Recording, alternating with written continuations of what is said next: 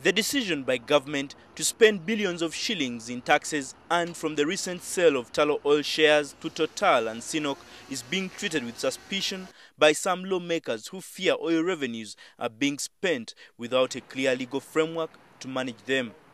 Now we hear the minister is saying they have already picked money from somewhere, they are putting it in the budget. Who is watching the incomes of the oil revenue? And I can assure this nation, if government proceeds that way, that oil will be a curse to this country. Why the hurry? We have lived with this oil and we do hope to do a lot with our oil.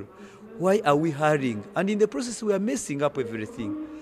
This means that if we don't put in proper legal framework, even the oil revenues that are going to come in, they'll just be coming in and they'll be factoring it in the budget process directly. This is very wrong.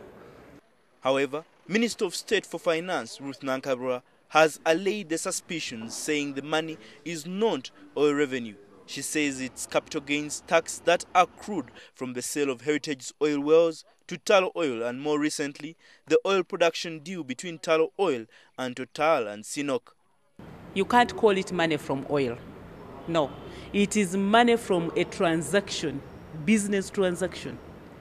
And therefore, there are laws which the Uganda Revenue Authority is using to collect tax. And once tax is collected, the Ministry of Finance has got an obligation to prepare the budget basing on the tax collected.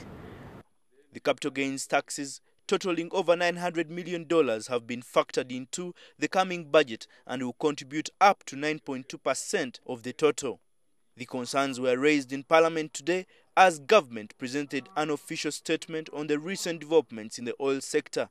It has seen oil wells changing hands for hundreds of millions of dollars.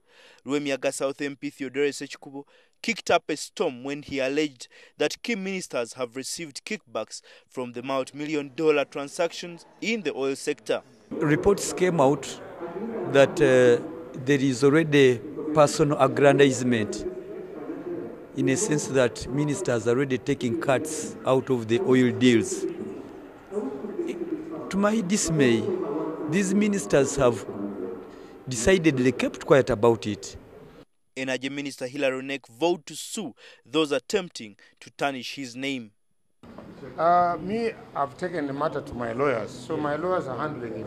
It's not Tullow. I'm suing the gentleman who spoke, that Mr. Timo Hanlon, yes, and not Tullow. Tullow as a company did not